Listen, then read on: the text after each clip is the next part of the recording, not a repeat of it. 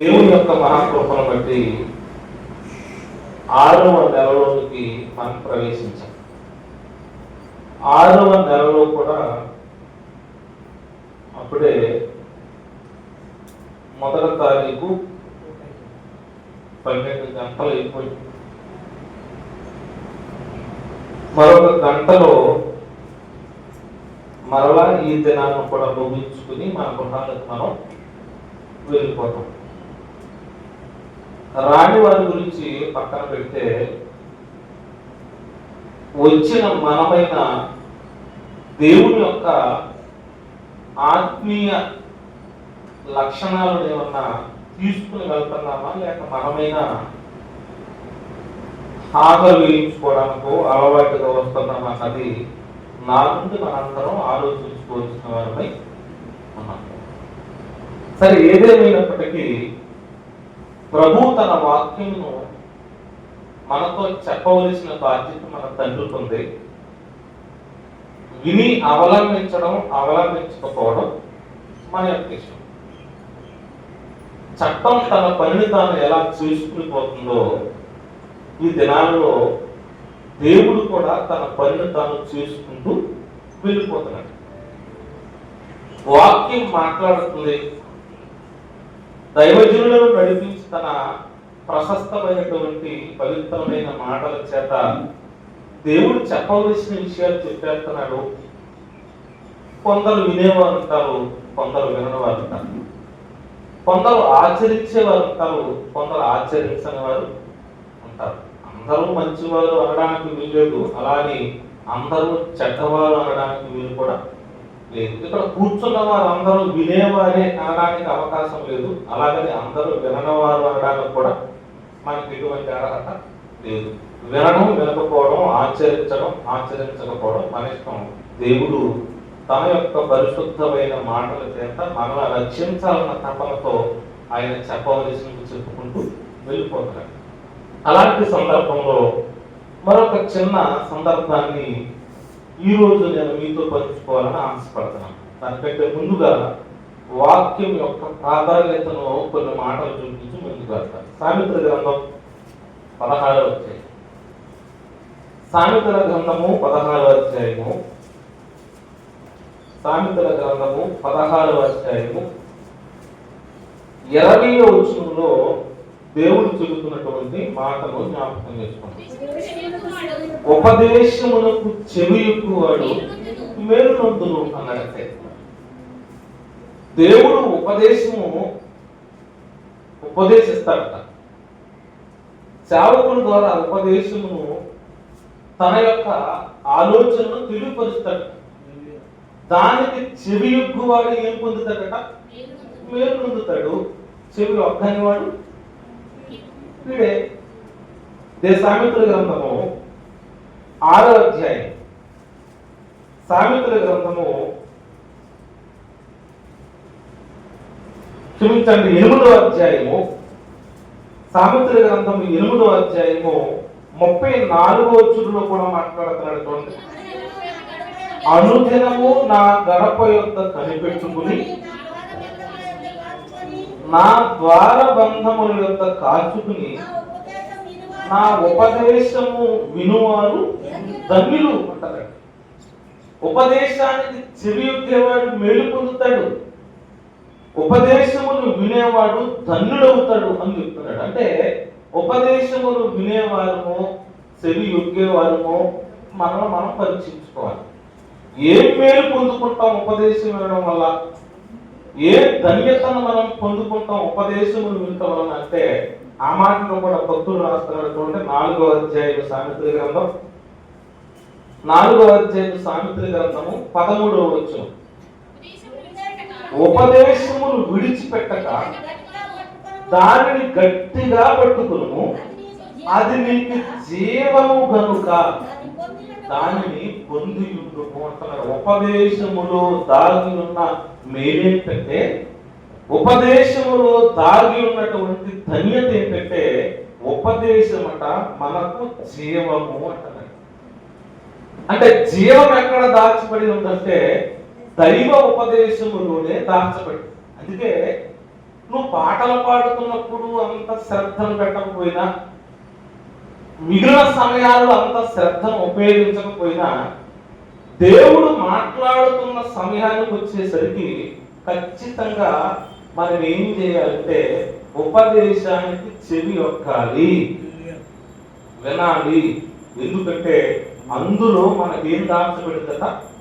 జీవము దాచబడింది. అంటే జీవము కావాలనుకున్న వారు వాక్యం వింటారు, జీవము వద్దనుకునేవారు వాక్యాన్ని వినరు. కనుక మనందరం జీవాన్ని కోరుకుంటున్నాము లేక ఈ లోక జీవనోపాధిని కోరుకుంటున్నాం అన్నది మనం నిర్ణయించుకోవాలి.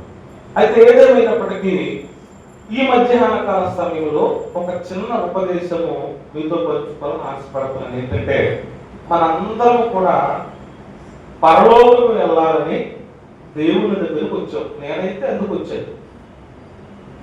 మనందరం కూడా పరలోక రాజ్యాన్ని చేరాలని మనం దేవుళ్ళలోనికి వచ్చాం. ఇంకా వేరులు అంటారా, ఇహ సంబంధమైన దీవులు అంటారా, అవి దేవుడు ఇస్తాడు, మనం పొందుకుంటూ ఉంటాం. వాటి గురించి నేను మాట్లాడట్లేదు.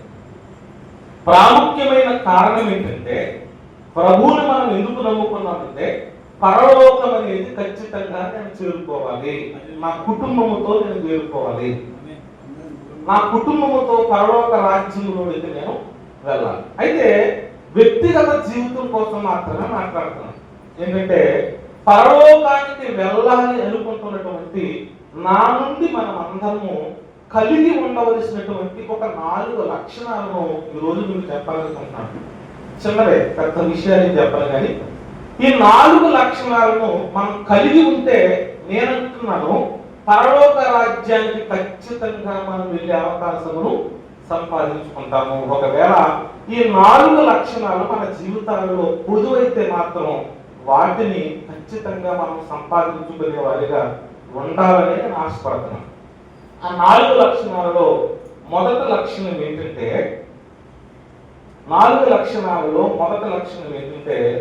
ఇతరులు మనకు చేసిన కీడును మనం మర్చిపోవాలి. పరలోకానికి వెళ్ళాలి అనుకుంటున్న మనం కొన్ని ఖచ్చితంగా పాటించాలి. ఆ పాటించవలసినటువంటి లక్షణాలు మీకు చెప్తున్నాను. అది నాకు నేను బోధించుకుంటున్నాను, మీకు నేను చెప్తున్నాను.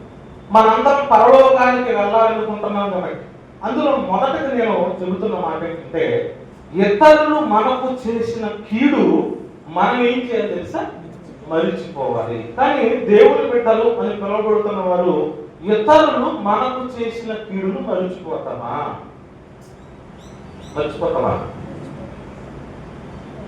ఎప్పుడో జరిగిన సందర్భాన్ని కూడా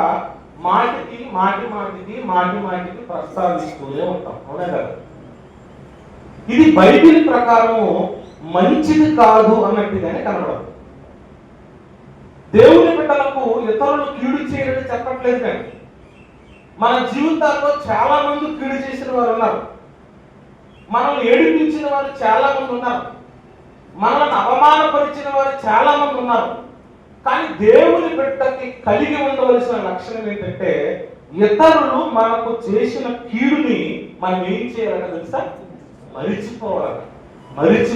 వాటిని జ్ఞాపకం ఉంచుకోవడానికి వీలు లేదు. ఒకవేళ నేను మర్చిపోను, నాకు కీడు చేశాడు, నాకు కీడు చేసిన వాడిని నేను విడిచిపెట్టను, నాకు అపాయం చేసిన వాడిని నేను విడిచిపెట్టను, నన్ను బాధ పెట్టిన వాడిని నేను విడిచిపెట్టనంటే చేసేదేమి లేదు. తర్వాత నువ్వే చూస్తావు అంతే, తర్వాత నేనే అనుభవిస్తాను అంతే.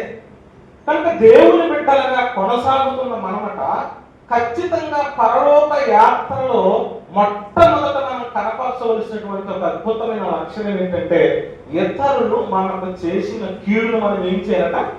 మరిచిపోవాలి. కొన్ని మాటలు చూపిస్తాను బైబిల్ నుంచి. లేవియాకాండము 19వ అధ్యాయం. లేవియాకాండము 19వ అధ్యాయము 18వ వచనం చదువుకుందాం. 19వ అధ్యాయము 18వ వచనం. కీడుకు ప్రతి కీడు చేయకూడదు అని దేవుడు చెప్తున్నాడు. చూడండి, నీకెవరైనా కీడు చేసాడు అనుకో, వాడుకు నువ్వు ప్రతి కీడు ఏమి చేయకూడదు. నువ్వు వాడు చేసిన కీడుని ఏం చేయాలి?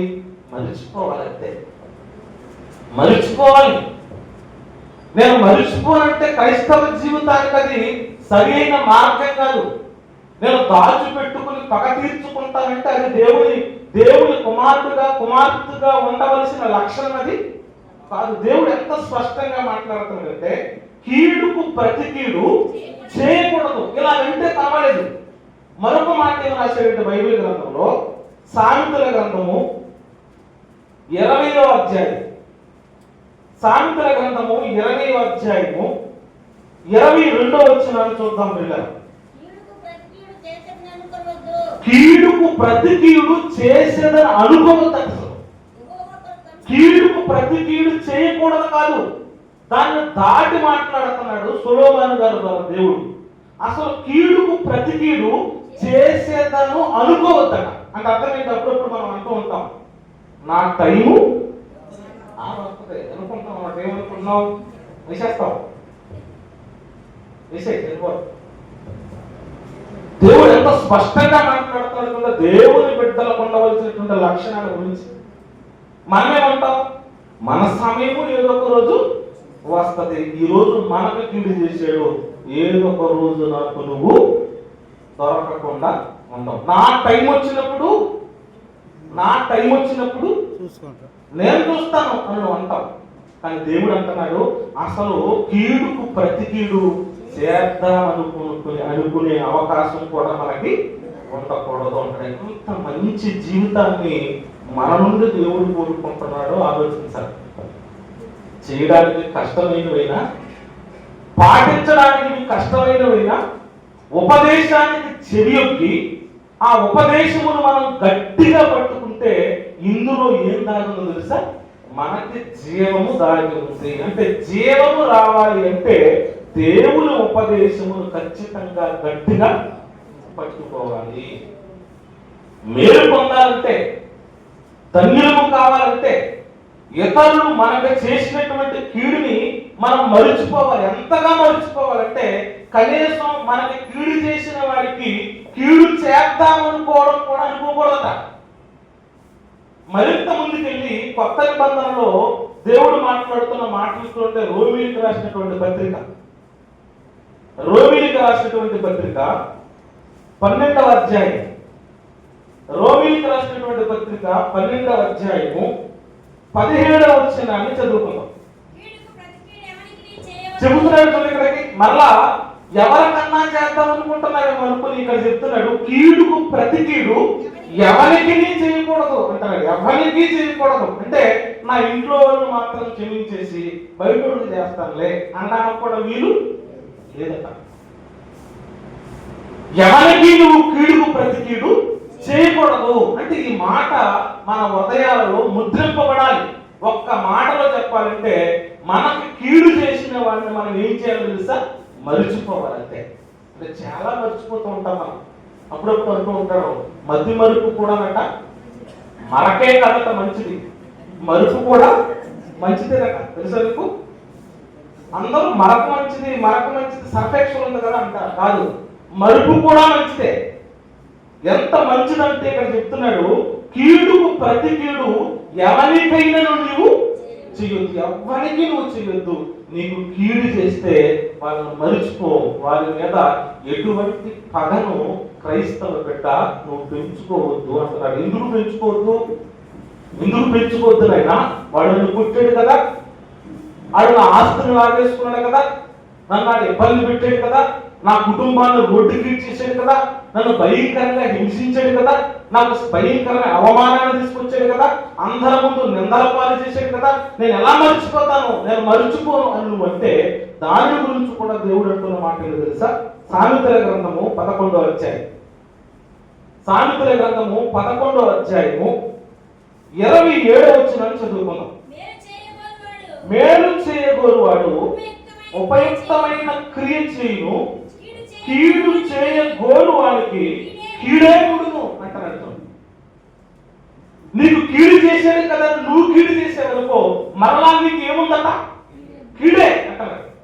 అంటే మనకి కీడు రాకుండా ఉండాలంటే ఎదుటవాడు మనకి కీడు చేసిన దానిని మరిచిపోయే లక్షణాలు మన జీవితంలోనికి రావాలి. అంటే పరలోకానికి నేను వెళ్తాను అనడానికి ఇది ఒక భరోసా. తెలుసండి, ఇంత మంచి గుణం మరి చచ్చేలోగా మరణించేలోగా మనం సంపాదించుకుంటామో లేదో తెలియదు, కానీ ఇలాంటి లక్షణాలు నిజంగా మనకు వస్తే ధీమాగా చనిపోవచ్చాను. ఏ క్షణాన్ని కన్ను మూసినా, ఏ క్షణాన్న మనకి చావొచ్చినా, ఏ క్షణాన్న మరణం మన తలుపు తట్టినా ఆనందంగా వెళ్ళిపోవచ్చు. ఎందుకంటే మనకు కీడు చేసిన వాడిని కూడా ఆ కీడును మనం ఏం చేసేది తెలుసా, మరిచిపోయేది. అంత ఉత్తమమైన గుణము. నేను అంటాను, నిజమైన క్రైస్తవులకు ఉండే అద్భుతమైన లక్షణం అదే. చూపిస్తాను, అద్భుతమైన లక్షణం అదే.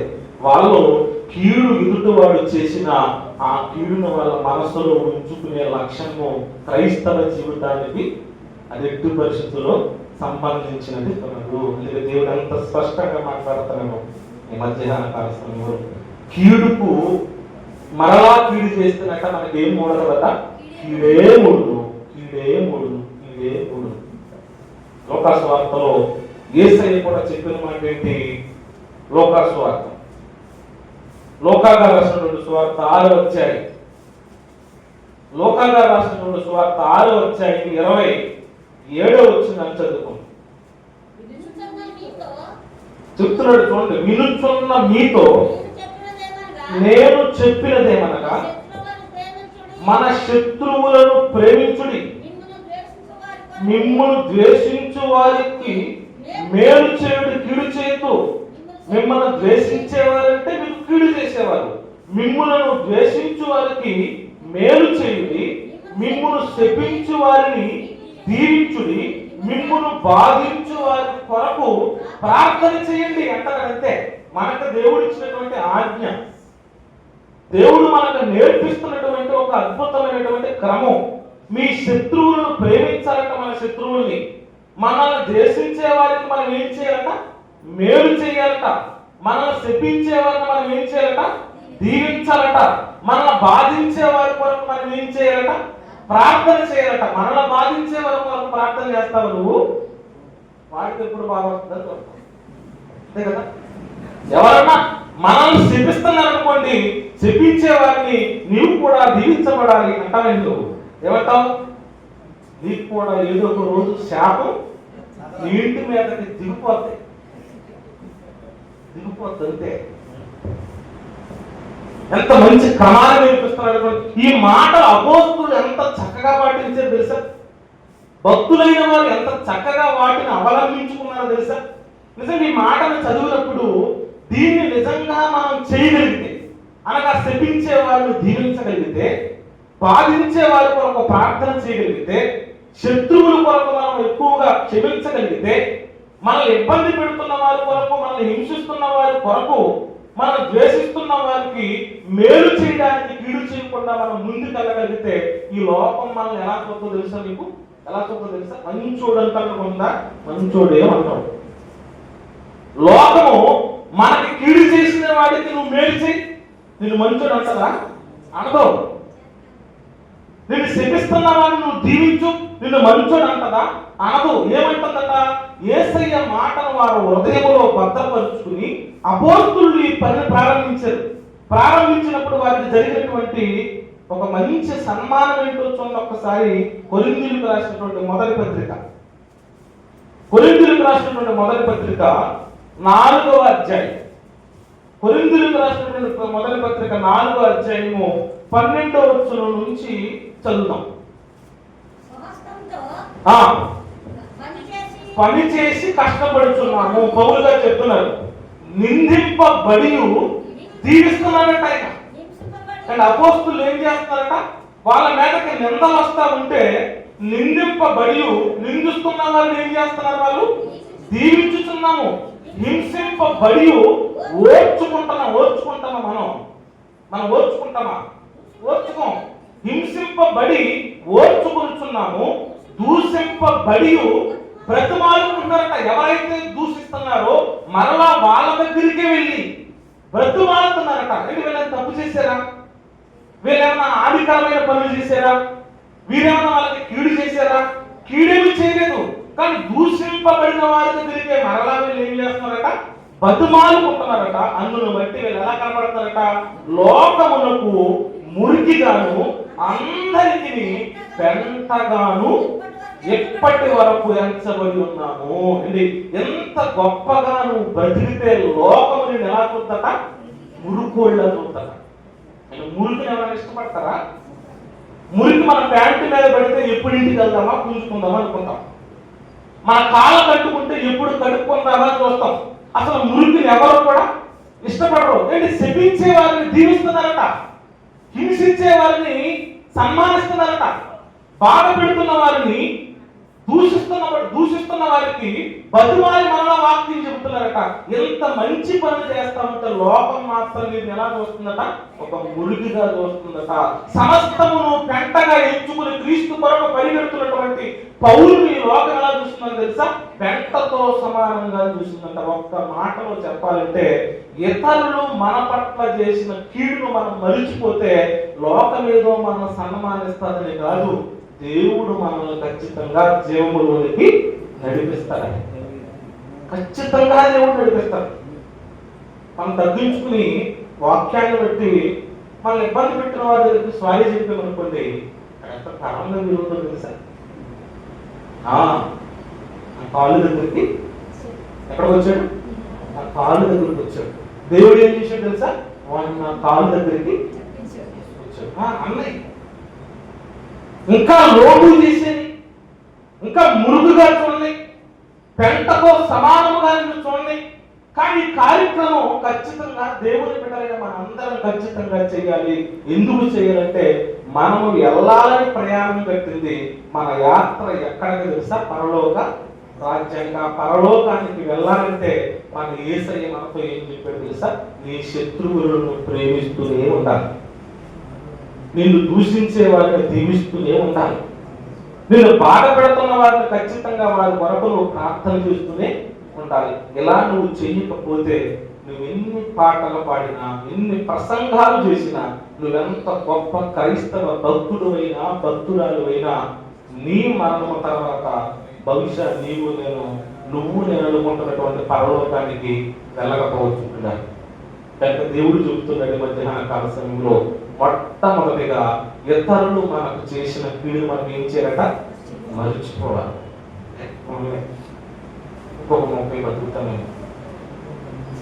ఇంకొక 20 సంవత్సరాలు బ్రతుకుతాను, దేవుడు ఆలోచిస్తూ ఇంకో 10 బ్రతుకుతానేమో, ఇంకో సంవత్సరం బ్రతుకుతానేమో.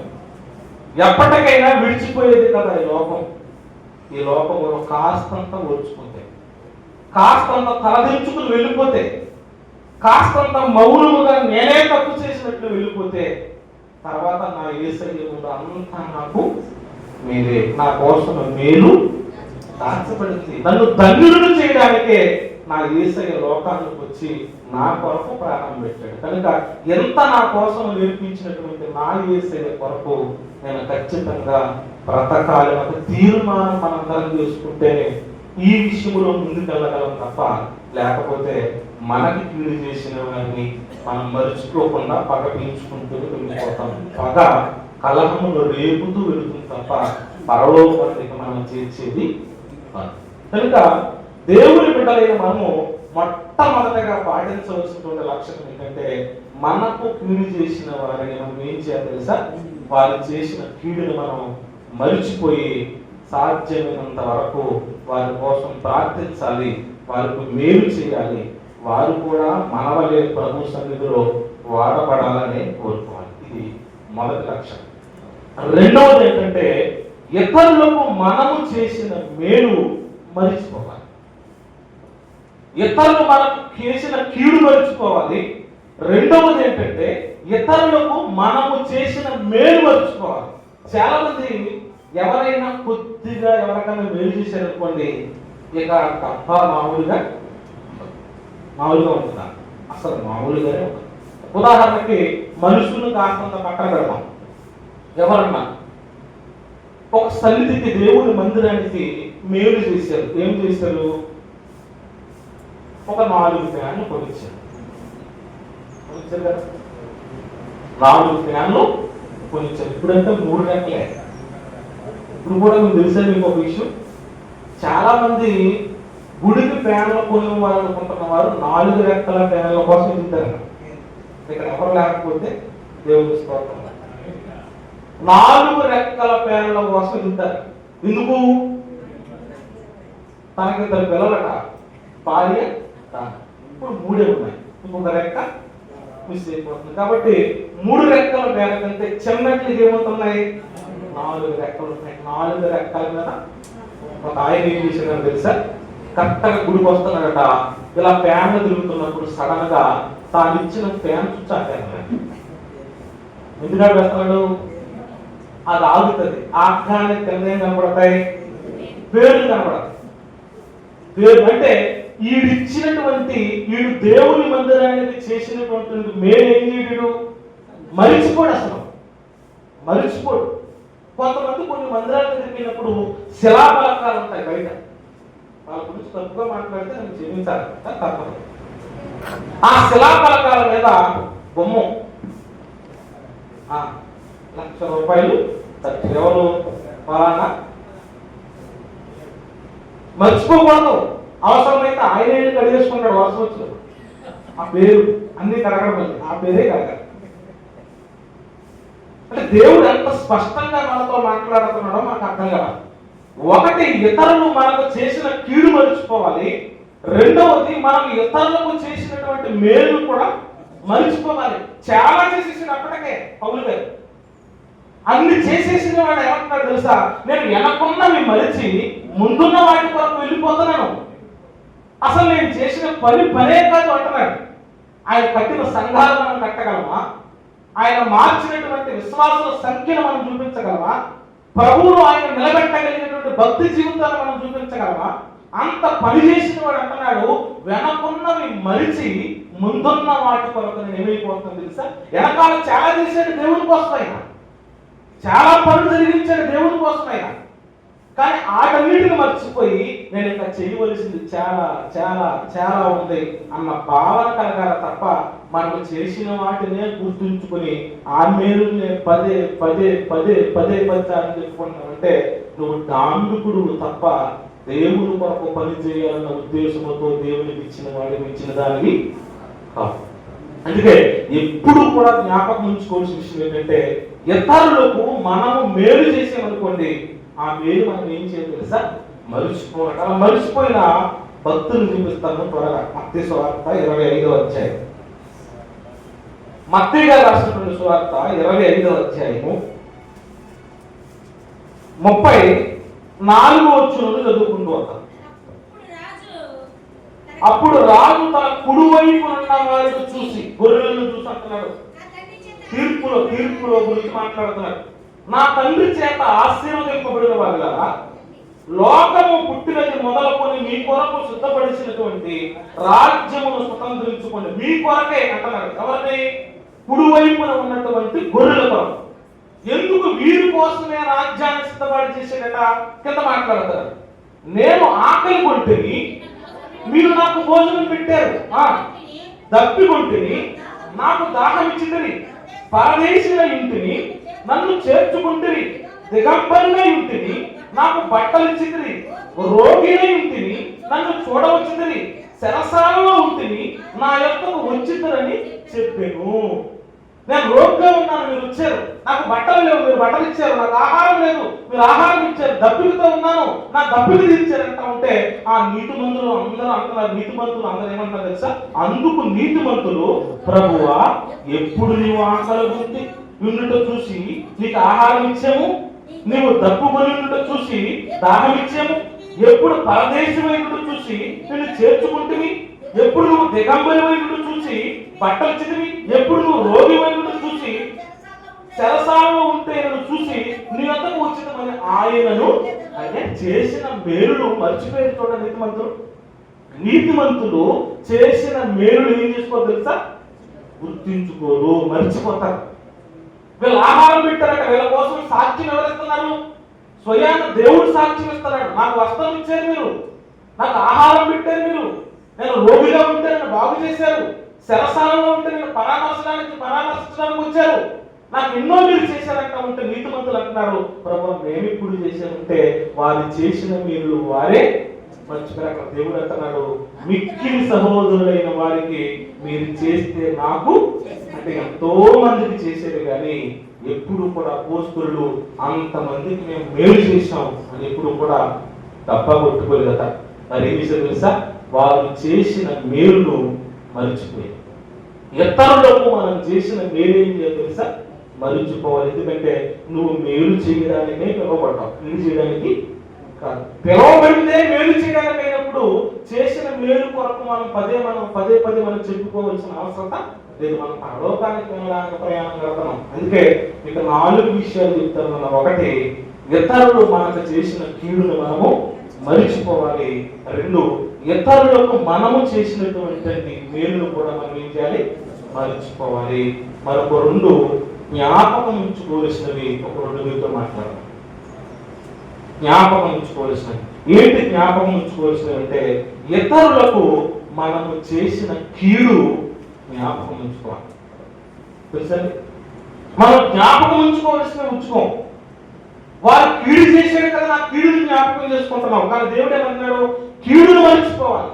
ఇతరులు మనకు చేసిన కీడును మర్చిపోవాలి, కానీ ఇతరులకు మనము చేసిన కీడును ఎప్పుడు జ్ఞాపకం ఉంచుకోవాలి, మర్చిపోకూడదు. అమ్మో, పలానా టైంలో పలానా సహోదరుడికి నేను ఏం చేశాను తెలుసా? కీడు చేశాను. పలానా సహోదరికి నేను ఏం చేశాను తెలుసా? కీడు చేశాను. అది అన్యాయము. నేను ఆ పని చేయకూడదు. ఇంకెన్నడూ ఆ పని నేను చేయకూడదు. ఎదుట వాడికి మనం చేసిన కీడు జ్ఞాపకం వస్తే మరలా ఆ కీడు చేయడానికి మనం ఇష్టపడమే. చరిత్రలో జరిగినటువంటి ఒక సంఘటన మీతో చెప్తాను. కీర్తన గ్రంథము 51వ అధ్యాయం. కీర్తన గ్రంథము 51వ అధ్యాయము 3వ వచనాన్ని చదువుకుందాం.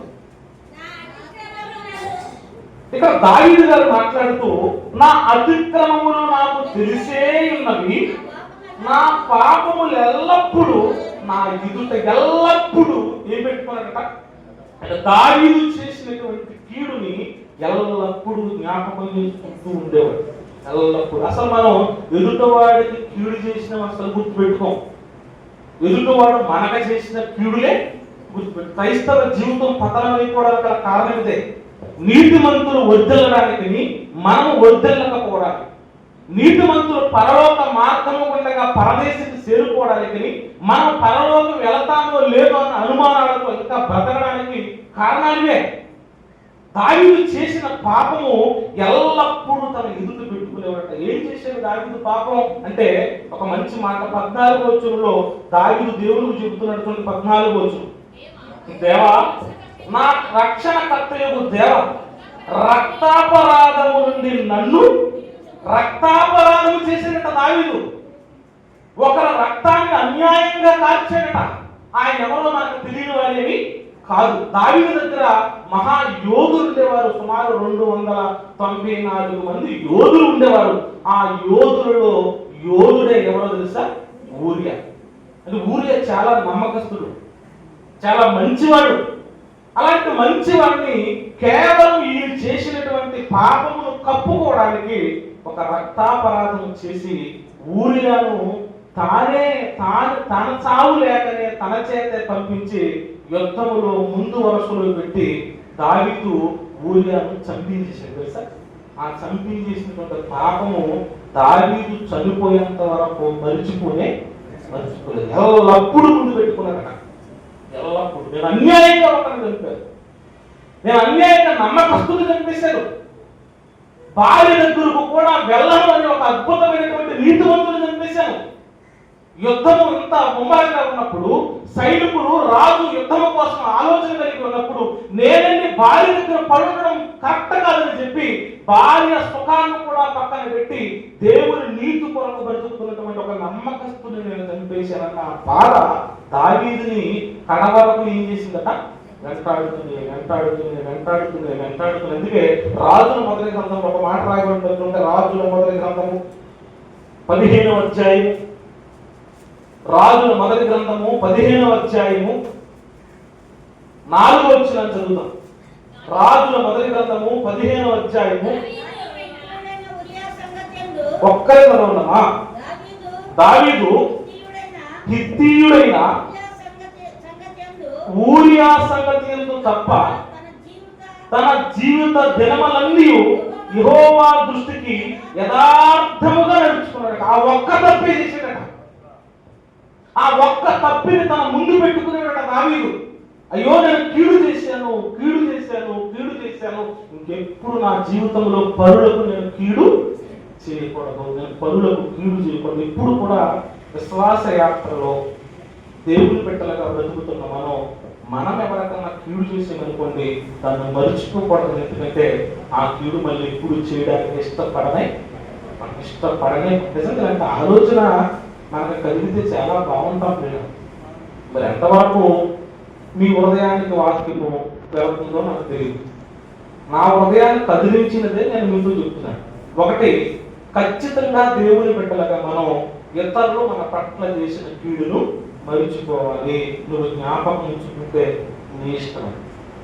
ఖచ్చితంగా మనం ఇతరులకు చేసినటువంటి మేలు మరిచిపోవాలి. ఎందుకంటే దేవుడు మన పట్ల చేసినటువంటి మేలు కంటే ఇతరుల పట్ల మనం చేసిన మేలు పెద్ద మేలే కాదు. ఆ మేలును మనం మర్చిపోవాలి. మూడవది ఏంటంటే ఇతరులకు మనం చేసిన కీడును ఖచ్చితంగా ఏం చేసుకోవాలి తెలుసా? జ్ఞాపకం చేస్తా. జ్ఞాపకం మనకుంటే మరలా ఎదుటి వాడికి కీడు చేసే మనసు మనకు రానే. జీవిత ఆంతమందు వృద్ధుడైపోయిన తర్వాత దావీదు జీవితంలో జరిగినటువంటి ఒక ఉన్నతమైన విషయాన్ని కూడా చూపిస్తాను చూడండి. రాజుల మొదటి గ్రంథం 1వ అధ్యాయం 1వ వచనం. రాజుల మొదటి గ్రంథము 1వ అధ్యాయం 1వ వచనం నుంచి దావీదు బహువృద్ధుడైపోయాడట. రాజైన దావీదు బహువృద్ధుడు కాగా సేవకులు అతనికి ఎన్ని బట్టలు కప్పినను అతనికి వేడి వెట్ట కలుగుటలేదు. కాబట్టి వారు మా ఏలిన వాడును రాజునకు నీ కొరకు తగిన చిన్నదాన్ని వెతుకుట మంచిది. ఆమె రాజైన నీ సముఖమందుండి నిన్ను ఆదరించి వెట్ట కలుగుటకు నీ కౌగిటలో పండుకున్నని చెప్పి ఇశ్రాయేలీల దేశపు దిక్కులన్నిటిలో, చాలా జ్ఞాపకం ఉంచుకోవాలి, ఇశ్రాయేలీల దేశపు దిక్కులన్నిటిలో తిరిగి ఒక చక్కని చిన్నదాన్ని వెతికి అబీషగు అను సునేమిరాలిని చూసి రాజు వద్దకు తీసుకుని వచ్చి అందమైన అమ్మాయి. ఎందుకంటే రాజుకు చలి తగ్గక్కదట, రాజుకు వెట్ట కలగాలి, రాజు కౌగిట పెట్టాలని చెప్పి అందరూ ఆలోచన చేసి, అంటే పాపము చేయమని అందరూ ప్రోత్సహిస్తున్నారు. ఒక మాట చెప్పాలంటే ఇశ్రాయేలు దేశంలో అన్ని చోట్ల వెతికారట. అంటే మనమైతే ఏమంటాం? ఇప్పుడు మనమైతే ఏమంటాం? బాగా దేశంలో అందగతిని ఏమంటారు మనం? చెప్పండి, మిస్ ఇండియా, మిస్ వరల్డ్ కాదు, మిస్ ఇండియా. ఇప్పుడు ఇశ్రాయేలు దేశంలో అందగతిని వెతికి ఎవరి దగ్గర తీసుకొచ్చారు? దావీదు దగ్గర తీసుకొచ్చారు. ఇప్పుడు దావీదు ఏం చేస్తున్నాడో చూద్దాం. ఈ చిన్నది బహు చక్కనదై ఉండి రాజుని ఆదరించి ఉపచారం చేయుచుండెను గాని రాజు దానిని చూడలేదు. ఆ కీడు గుర్తొస్తుంది దీనికి. ఒకసారి చేసినటువంటి కీడికే ఎప్పటికీ అనుభవిస్తున్నాను నేను. ఆ దుఃఖము నాలో పోలేదు. తన ముందు పాపాన్ని పెట్టుకున్నాడు. ఆ పాపము జ్ఞాపకం వస్తున్నప్పుడల్లా, ఇతరులకు తాను చేసిన కీడు జ్ఞాపకం వస్తున్నప్పుడల్లా మరి ఎన్నడూ అలాంటి కీడు చేయడానికి దావీదు రాజు ఇష్టపడలేదు. అంత అందమైనటువంటి స్త్రీ తన ముందున్నప్పటికీ దానిని కూడాలన్న ఆలోచన దావీదు మదిలో కలగలేదంటే అర్థం ఏంటి తెలుసా? ఎదుట వాడికి మనం చేసిన కీడు మన జ్ఞాపకం ఉంచుకుంటే మరలా ఎన్నడూ కీడు చేయడానికి ఇష్టపడలే. దేవుడి బిడ్డలకు ఉండవలసిన లక్షణాలు అవి నీతిమంతుల జీవితాల్లో ఉన్నవి. పేతురు గారి గురించి ఒకసారి ఆలోచించండి. పేతురు గారు యేసయ్యను ఏమన్నాడు? మీకు ఎరగను అన్నాడు. ఎన్నిసార్లు అన్నాడు? 3 సార్లు ముమ్మారు యేసుక్రీస్తుని ఎరగనన్నాడు. నిజంగా యేసుక్రీస్తుని ఎరగని వాడా పేతురు గారు? ఏమన్నా తెలుసా? తనకు వచ్చిన ఇబ్బందులను బట్టి తను కూడా చంపేస్తారేమన్న భయంతో ముమ్మారు పేతురు గారు దేవుడిని ఏమన్నాడు తెలుసా? నేను ఎరగనన్నాడు. విచిత్రమైన సంగతి ఏంటంటే పేతురు గారు శిష్యుల జీవితాలు మీరు ఒకసారి అపోస్తులైనటువంటి ఆ భక్తుల జీవితాలు చరిత్రలను చదువుతూ ఉంటే, పేతురు గారి జీవితాన్ని చదువుతున్నప్పుడు కనిపించినటువంటి అద్భుతమైన విషయం ఏంటి తెలుసా? పేతురు గారు తన జీవితంలో చనిపోయేంత వరకు ఎక్కడన్నా కోడి కూస్తే భయంకరంగా మోకరించి ఏడ్చి ప్రార్థన చేసుకున్నాడు తెలుసా? ఎక్కడ కోడి కూసిన తన జీవితంలో కోడి కోత వినబడితే చాలు వెంటనే మోకరించి కన్నీటితో ఏడ్చేసేవాడట. ఎందుకు తెలుసా? ఒకనాడు నేను నా రక్షకుడిని ఎరుగనున్నాను. మనం చేసిన కీడు మనకి జ్ఞాపకం ఉంటే మరలా ఆ కీడు చేయడానికి మనం ఎప్పుడు కూడా ఇష్టపడం. అందుకే ఇతరులకు మనం చేసినటువంటి కీడు ఎప్పుడు మనకి ఏముంటారు తెలుసా? జ్ఞాపకం ఉండాలి. రెండవది ఏంటంటే, జ్ఞాపకం ఉంచుకోవాల్సినటువంటి రెండవ లక్షణం, ఇతరులు మనకు చేసినటువంటి మేలును మనం మర్చిపోకూడదు. ఇతరులకు మనం చేసినటువంటి మేలు మర్చిపోవచ్చు, కానీ ఇతరులు మనకు చేసినటువంటి మేలును ఎప్పుడు మర్చిపోకూడదు. ఇది క్రైస్తవ్యంలో ఉండవలసినటువంటి 4 స్తంభాలు. ఈ 4 స్తంభాల మీద స్లాబ్ ఎలా ఉంటుందో, మన ఆత్మీయ జీవితానికి ఒక 4 స్తంభాలుగా ఈ 4 స్తంభాలను పెట్టుకుని మనకి కీడు చేసిన వారిని మనం మర్చిపోతూ, మనం ఎవరికైతే మేలు చేసామో ఆ మేలు మర్చిపోతూ, మనము మాత్రం ఎవరికైతే కీడు చేసామో ఆ కీడును మర్చిపోకుండా, మనకు ఎవరు మేలు చేశారో ఆ మేలును మర్చిపోకుండా మనం ముందుకు సాగితే నిజమైన మారు మనసు మనకు వచ్చినట్లే మనకి. అందుకే ఇతరులు మనకు చేసినటువంటి మేలు ఏం చేయకూడదు తెలుసా? మనం మర్చిపోకూడదు, అస్సలు మర్చిపోకూడదు. మన జీవితంలో రక్షణలో కొంత రావడానికి ఎవరో మేలు చేసి ఉంటారు, అవునే కదా? వారి కోసం ప్రార్థన చేస్తారు. మన జీవితంలో మొట్టమొదట యేసు అనే ఈ మహాదేవుణ్ణి నమ్మడానికి మార్గాన్ని చూపించినటువంటి ఎవరో ఒక వ్యక్తి ఉంటారు. ఆ వ్యక్తి నీకు గుర్తున్నాడా? మన జీవితంలో ఎవరో మనకి వాక్య దారిని చూపించిన వాడు ఉంటాడు. ఆ వ్యక్తి నీకు గుర్తున్నాడా? మన జీవితంలో పడిపోతున్న సమయంలో, లేకపోతే ఇబ్బందులు కొలుములో కూరుకుపోతున్నప్పుడు మనకు మేలు చేసి తన చెయ్యి పట్టి లేపిన వారు కూడా మన జీవితంలో ఉంటారు. వారు మనకు గుర్తున్నారా? ఇది అన్నీ వచ్చిన తర్వాత పెద్దల సామెత చెప్తారు ఏంటట? ఏమీ నేను ఆటక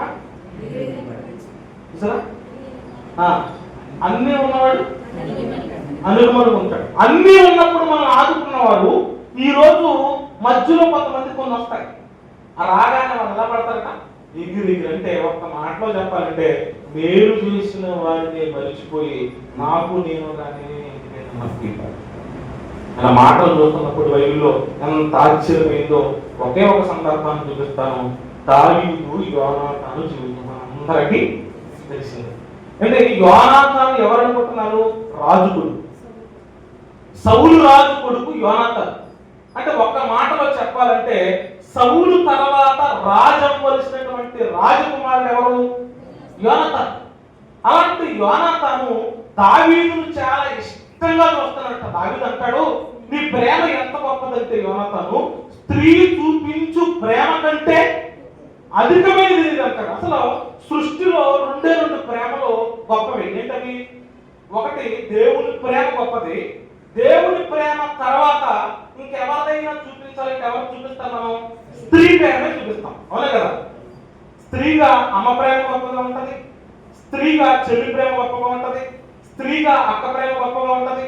అంటే స్త్రీ అనేసరికి ప్రేమకు సింహంగా చూస్తాం. అంటే దేవుని తర్వాత ప్రేమకు సింహం ఎవరు కనపడతారు తెలుసా? స్త్రీ కనపడుతుంది. కానీ దావీదు దానికి వ్యతిరేకంగా మాట్లాడతాడు. ఏమని మాట్లాడతాడు తెలుసా?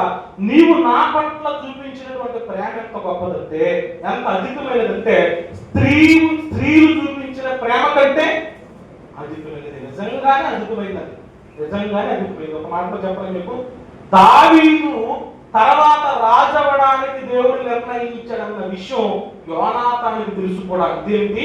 రాజు నేనపాలి కదా, నా తండ్రి రాజు, నా తండ్రి తర్వాత రాజరిక హక్కు నాది కదా, ఇదేంటి దావీదు ఏలాలనుకుంటున్నాడని చెప్పి సౌలు లేగానే దావీదుని యోనాతాను కూడా ఏమనుకోవాలి?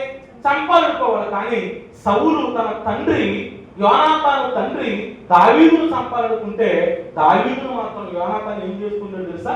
కాపాడుతూ ఉండేవాడు, కాపాడుతూ ఉండేవాడు, కాపాడుతూ ఉండేవాడు. ఆ మేలు దావీదు మర్చిపోలేదు.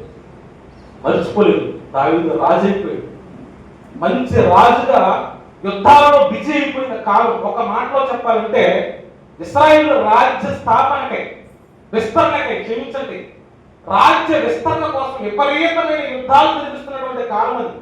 అలాంటి యుద్ధాలలో బిజీ అయిపోయినటువంటి ఆ టైంలో కూడా దావీదుకి ఏం గుర్తుందో తెలుసా? తన పట్ల ఒక మనిషి చేసినటువంటి మేలు గుర్తుంది. చూడండి ఆ మాట ఎంత బాగుంటుందో. సమూయేలు 2వ గ్రంథం, సమూయేలు 2వ గ్రంథం ముగిస్తాం. సమూయేలు 2వ గ్రంథము 9వ అధ్యాయం మొదటి వచనం చదువుకుందాం. సమూయేలు 2వ గ్రంథము 9వ అధ్యాయం మొదటి వచనం నుంచి దావీదు అంటున్నాడు, యోనాతానును బట్టి నేను ఉపకారము చేసుటకు సౌలు కుటుంబములో ఎవడైనను కలరా అని దావీదు అడిగెను. యోనాతానును బట్టి ఎవరు గుర్తొస్తున్నాడు? ఇప్పుడు దావీదు గారికి యోనాతాను గుర్తొస్తున్నాడు. ఎందుకు యోనాతానే గుర్తొస్తున్నాడు? యోనాతాను దావీదుకు మేలు చేశాడు. అంటే మనకు మేలు చేసిన వారిని మనం మరుచుకోకూడదు అన్న విషయం దావీదు జీవితం వాక్యం ద్వారా మనతో మాట్లాడాలి.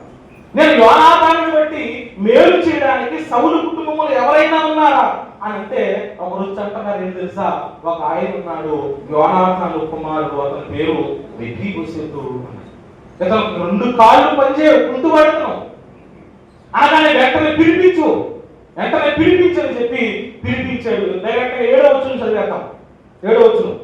అందుకు దావీదు మెఫీబోషెతుతో చెప్తున్నాడు, నీవు భయపడవద్దు, నీ తండ్రి అయిన యోనాతాను నిమిత్తం. ఎవరి నిమిత్తం అంట? మేలు గుర్తొస్తుంది. నీ తండ్రి అయిన యోనాతాను నిమిత్తము నిజముగా నేను నీకు ఉపకారం చూపి నీ పితరుడైన సౌలు భూమి అంతయు నీకు మరలా ఇచ్చేస్తాను అన్నాడు. ఎంత మేలు చూడండి. అంటే తండ్రి లేడు, తల్లి లేడు, ఎక్కడ ఒంటరిగా ఒక గృహంలో బ్రతుకుతున్నాడు మెఫీబోషెతు. అలాంటి వాడిని తీసుకొచ్చి ఎంత మేలు చేస్తున్నాడు తెలుసా? నీ తాత ఉన్నాడు కదా సౌలు గారు, మీ సౌలు గారు మీ తాత యొక్క భూములన్నీ కూడా మరలా నేను మీకు ఇప్పించేస్తాను, దానితో పాటు మరొకటి చేస్తానని తెలుసా? మరియు నీవు సదాకాలము నా పళ్ళ యొక్క భోజనము.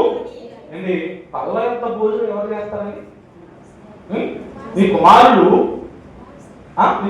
ఒలీవా మొక్కల వలె మన పళ్ళ చుట్టూ ఏం చేయాలి? భోజనం చేయాలంటే పెద్దలు పళ్ళ యొక్క భోజనం చేయాలి. కానీ దావీదు యోనాతాను కుమారుడైనటువంటి మెఫీబోషెతును ఎలా చూశాడు తెలుసా? సొంత కుమారుడులా చనిపోయేంత వరకు చూశాడు. ఆ మాట కూడా చూపిస్తాను, ముగిస్తాను. 11వ వచనం. నా 7వ వాడకు రాజు తన దాసునికి ఆజ్ఞ అంతటి చెప్పున నీ దాసుడైన నేను చేసినని సీబారాజుతో చెప్పిన కనుక మెఫీబోషెతు రాజకుమారులలో ఒకడైనట్టుగా రాజు బల్ల యొద్దనే భోజనము చేయుచుండెను. రాయబడుతుంది రాజకుమారులలో ఒకడైనట్టుగా. ఒక్క మాటలో చెప్పాలంటే మెఫీబోషెతుని సొంత కుమారుడుగా దావీదు మహారాజు చూశాడు. ఎందుకు అంత గొప్ప ప్రేమను చూపించాడంటే దావీదుకు మేలు చేశాడు. అందుకే ఎప్పుడు కూడా మనకు మేలు చేసిన వారిని మనం మర్చిపోకూడదు. 2, మనము ఎవరికైతే కీడు చేసామో ఆ కీడును మనం మర్చిపోకూడదు. 3, మనము ఇతరులు మనకు చేసినటువంటి కీడును వెంటనే మర్చిపోవాలి. 2, ఇతరులకు మనము చేసినటువంటి మేలును కూడా మనము మర్చిపోవాలి. ఈ 4 మన జీవితాల్లో జ్ఞాపకం ఉంచుకుంటే నిజంగానే దేవుని బిడ్డలుగా పరలోకానికి వెళ్ళే అవకాశం ఉంటుంది అన్నది నా యొక్క ఆలోచన. అది మీకు ఇష్టమైతే మీరు పాటించండి, అది నాకు ఇష్టమైతే నేను పాటిస్తాను. ఒక్క మాటలో చెప్తున్నాను, దేవుని ఉపదేశములో జీవం మాత్రం ఖచ్చితంగా దాగి లేదు. నా కీడు చేసిన వారిని నేను మర్చిపోను, నీకేం చెప్తాను నా బాధ అంటే ద్వేషం. అంతే కదా. బైబిల్ ఏముంది? ఒకరి బాధ వాడి హృదయముకే తెలుస్తుంది. కనుక నాకు కీడు చేసేది కాబట్టి ఆ బాధ నాకే తెలుసు, నేను ఇదే చేస్తానంటే నాకేదేమి లేదు. కానీ బైబిల్ ఒప్పుకొని మనం ఎంత హింసించని ప్రార్థన చేయాలి. అంతే. మనకి ఎంత కీడు చేయి నువ్వు మేలే చేయాలి, మనల్ని ఎంత శిపించని నువ్వు దీవించాలి. అంతే. నేను ఇతరులకు చాలా మేలు చేశాను అని నువ్వు నిలబడి సాక్ష్యంగా చెప్పుకునే అర్హత మనకి లేదు. ఇతరులకు మనం చేసిన మేలులు మనం చెప్పకూడదు, కానీ ఇతరులు మనకు చేసిన మేలులను జ్ఞాపకం ఉంచుకొని వారికి మనం మేలు చేస్తూనే, ఇతరులకు మనం చేసిన కీడును ఎప్పుడూ మర్చిపోకూడదు. ఎందుకంటే అది చాలా భయంకరమైనటువంటి పాపం. మన వల్ల ఏడ్చారు వాళ్ళు, మన వల్ల బాధపడ్డారు వాళ్ళు, మన వల్ల గాయపడ్డారు వాళ్ళు, మన వల్ల చాలా కోల్పోయే వాళ్ళు. వాళ్ళ కోసం నువ్వు జ్ఞాపకం ఉంచుకుని, అయ్యా నేను ఎప్పుడు ఇంకా అలాంటి ద్రోహము చేయి, పలానా సహోదరికి నేను చేశాను, పలానా సహోదరికి నేను చేశాను, పలానా అన్నకి నేను చేశాను, పలానా తమ్ముడికి నేను చేశాను, పలానా తల్లికి నేను చేశాను, పలానా చెల్లికి నేను చేశాను, పలానా సేవకుడికి నేను చేశాను, పలానా సంఘానికి నేను హాని చేశాను, అది తప్పునైనా నా వల్లనే ఆ రోజు అంత ఘోరము జరిగింది. ఇంకెప్పుడు నేను చేయనైనా, నేను ఎప్పుడు చేయను ప్రభా, నన్ను క్షమించండి, నన్ను క్షమించండి, నా రక్తాపరాధం నా నుండి తొలగించండి, తొలగించండి అని ఎప్పుడు కూడా మనము ఇతరులకు చేసినటువంటి కీడు కొరకు దేవుడిని ప్రార్థన చేస్తూ ముందుకు సాగాలి. అలా మనం ముందుకు వెళ్ళగలిగితే పరలోక రాజ్యాన్ని చేరుకునే అవకాశం ఉంటుంది. వీటన్నిటిని విడిచిపెట్టేసి నామకార్థంగా కూడుకుని వెళ్ళిపోతే అది మీకైనను నాకైనను క్షేమము కాదు అన్న విషయాన్ని తెలియపరుస్తూ నా మాటలు ముగిస్తున్నాను. చిన్న ప్రార్థన.